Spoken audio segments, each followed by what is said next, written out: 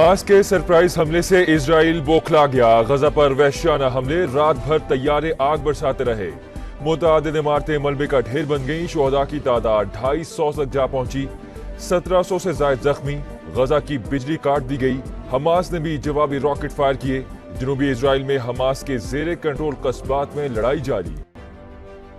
Hamas کا گھس کر وار، اسرائیل پر اب تک کا سب سے بڑا حملہ، صہیونی ریاست الاقصی فلڈ کی زد میں آ گئی، 20 منٹ میں صہیونی ریاست پر 5000 راکٹ داغ دیے، 300 سے زائد اسرائیلی مارے گئے، 1500 سے زائد زخمی، جنرل سمیت 70 فوجی کو یرغمال بنا لیا، اسرائیلی میڈیا نے انٹیلیجنس اور فوج کی ناکامی قرار دے دی، حماس رہنما اسماعیل ہنیہ نے سجدہ شکر ادا کیا۔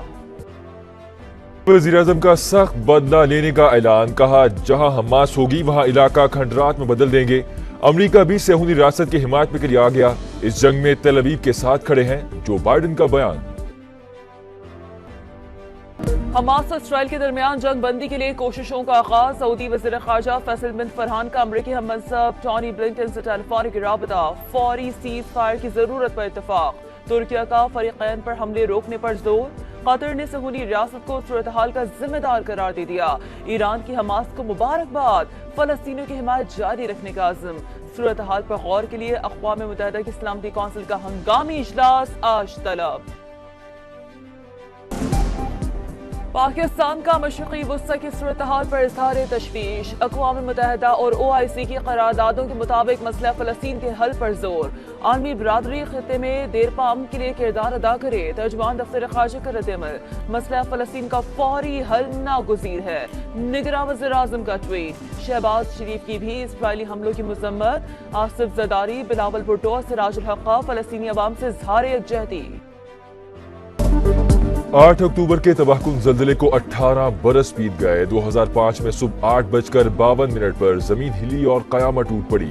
آزاد کشمیر اور خیبر پختونخوا میں 7.6 شدت کے جھٹکے 74,000 جانیں لے گئے،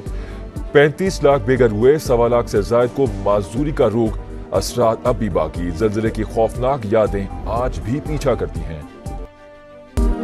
غیر قانونی مقیم افراد کو پاکستان چھوڑنے کی ڈیڈ لائن، 23 روز باقی رہ گئے، افغان شہریوں کی اپنے وطن واپسی جاری، ترخم سے 50 سے زائد خاندان بارڈر کراس کر گئے، مختلف شہروں میں قانون نافذ کرنے والے اداروں کی کارروائیاں جاری، کوئٹہ سے 94 اور کراچی سے مزید 14 گرفتاریاں۔